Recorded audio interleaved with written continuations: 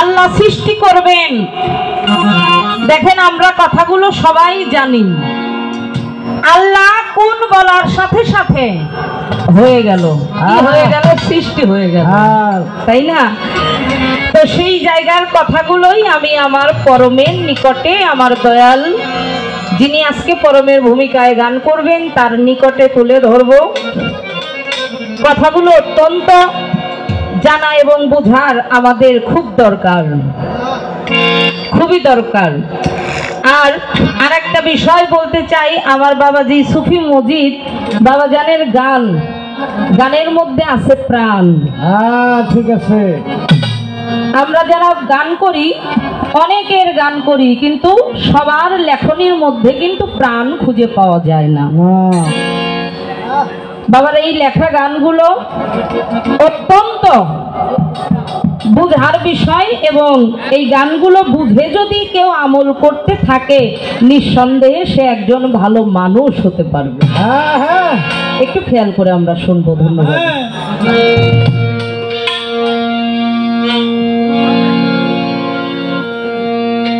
কোরআনে কোন ভায়া কোন দুইবার কেন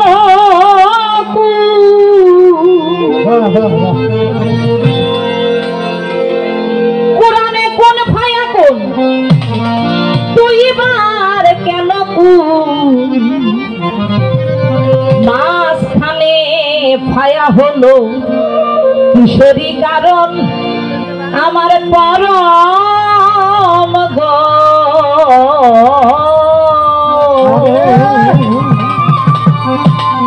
মাঝখানে ভায়া হলো কিসেরই কারণ?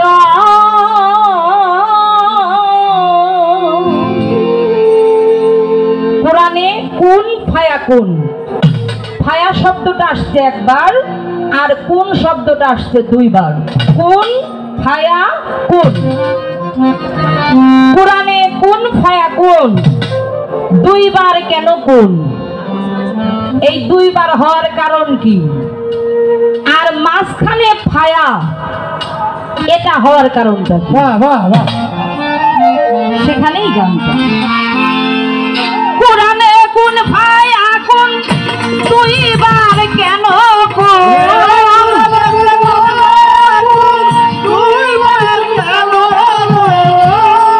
কোরআনে কোন ভায়া কোন দুইবার কেন কোন? মাঝখানে ভায়া হলো কিসেরই কারণ? আমার পরম গো মাঝখানে ভায়া হলো কিসেরই কারণ?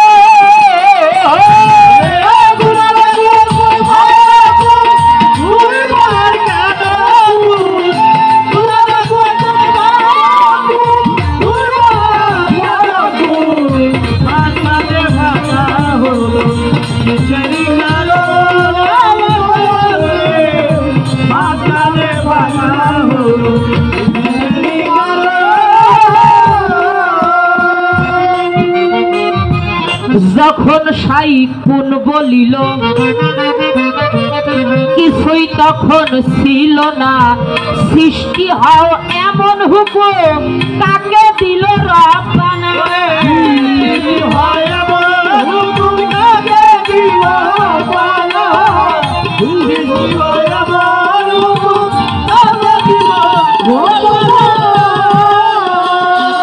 যখন সাইকুন বলিল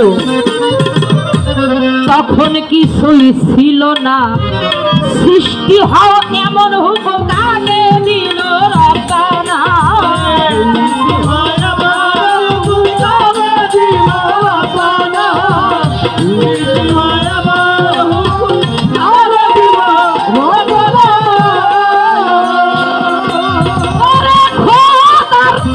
হুকুম মানিয়া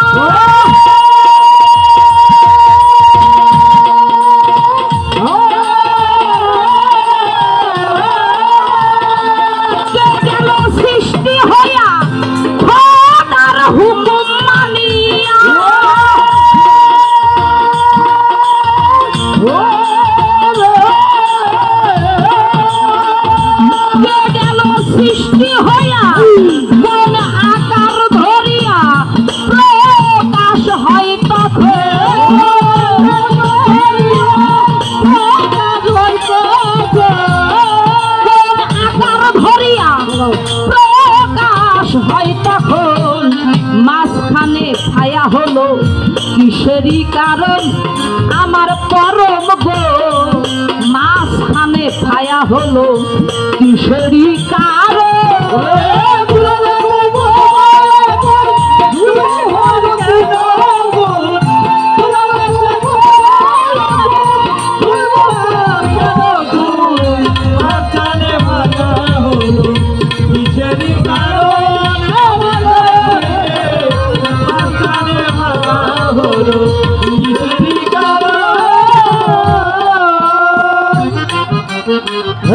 কোন অবস্থায় কোন বলিল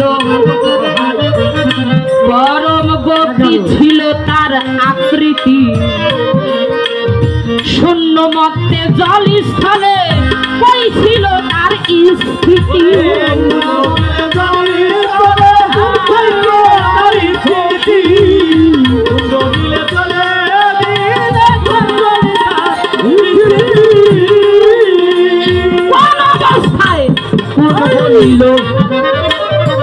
পরম গতি ছিল তার আকৃতি শূন্য মধ্যে জল স্থলে কই ছিল তার স্থিতি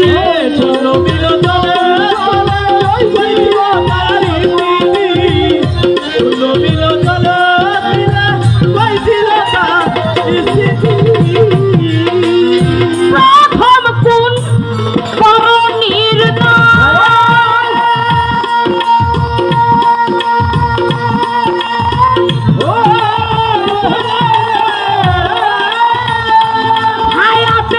হলো ক্ষয় প্রথম কোন করণীর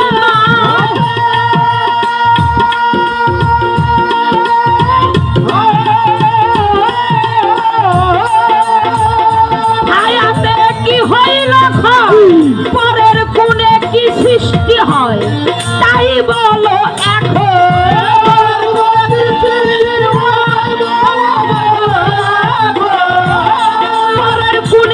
সৃষ্টি হয়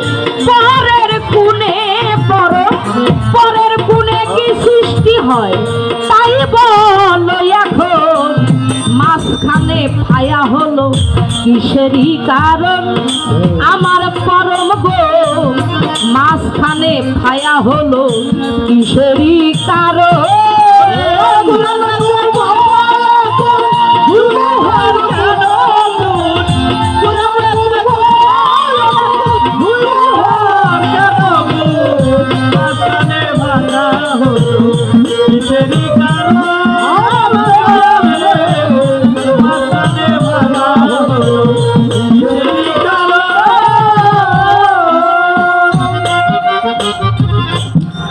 গানের কথাগুলো বোঝা যায় দরদিরা আচ্ছা খুব আস্তে বাজাও হ্যাঁ যখন সাই কোন বলিল তখন কিছুই ছিল না সৃষ্টি হও এমন হুকুম কাকে দিলেন রব্বানা তখন আমার আল্লাহ শুধু একা ছিলেন আর কিছুই ছিল না তাহলে এই যে বললেন কোন হয়ে যাও কি হয়ে যাবে কাকে হুকুম করলেন যে তুমি হয়ে যাও গানের ভাষায় বাবাজি লিখলেন খোদার হুকুম মানিয়া কে গেল সৃষ্টি হইয়া কোন আকার ধরিয়া প্রকাশ পায় তখন কোন অবস্থায় কোন বলিল কি ছিল তার আকৃতি শূন্য মত্ত জল স্থলে কই ছিল তার স্থিতি প্রথম কোন করণ নির্ণয় ছায়াতে কি হইল ক্ষয় পরের কোণে কি সৃষ্টি হয় বলো এখন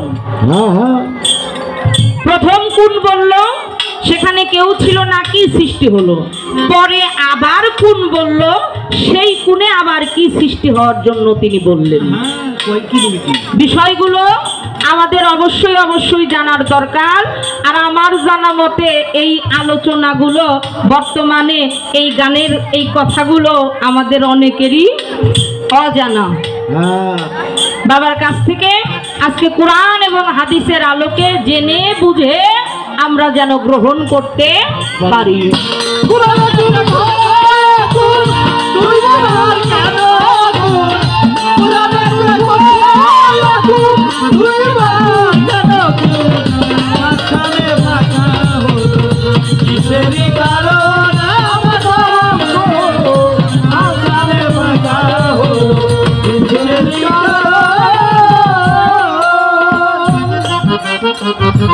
পুরাণে কয় 6 দিনে হয় সৃষ্টি এই মানব বাগান। সৃষ্টিকালে দিবা রাত্রি কেমন ছিল তাও প্রমাণ।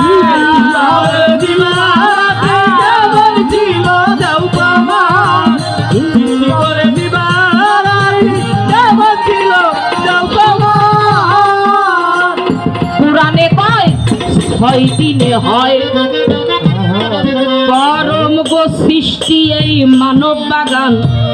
সৃষ্টিকালে দিবা রাত্রি কেমন ছিল সৃষ্টিকালে দিবা রাত্রি কেমন ছিল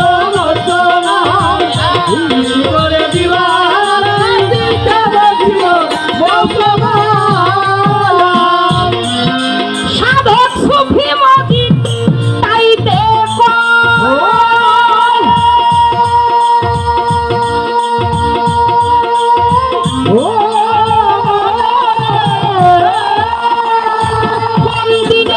সৃষ্টি হয় সুফি মজি তাই দেখো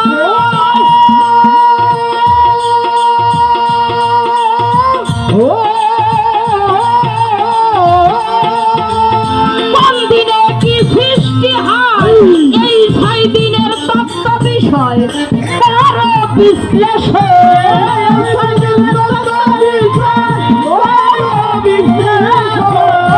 এই 6 দিনের তত্ত্ব বিষয় এই 6 দিনের বড় এই 6 দিনের তত্ত্ব বিষয় বড় বিশ্লেষণ। মাঝখানে ছায়া হলো কিসেরই কারণ আমার পরম গো। মাঝখানে ছায়া হলো কিসেরই কারণ।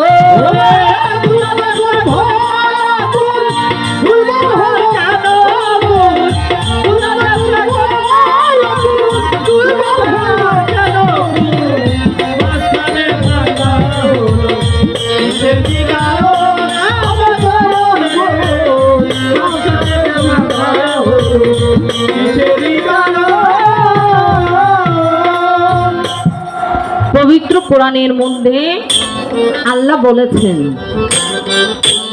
6 দিনে সৃষ্টি এই মানব বাগান, এই বিশ্ব বাগান। কোন কোন দিনে কি সৃষ্টি কেমন ছিল দাও প্রমাণ। সুফি মজিদ তাইতে কয় কোন দিনে কি সৃষ্টি হয় এই 6 দিনের তত্ত্ব বিষয় করো পরম বিশ্লেষণ। গানের এই কথাগুলোই আমার প্রথম আসরের জানা বোঝার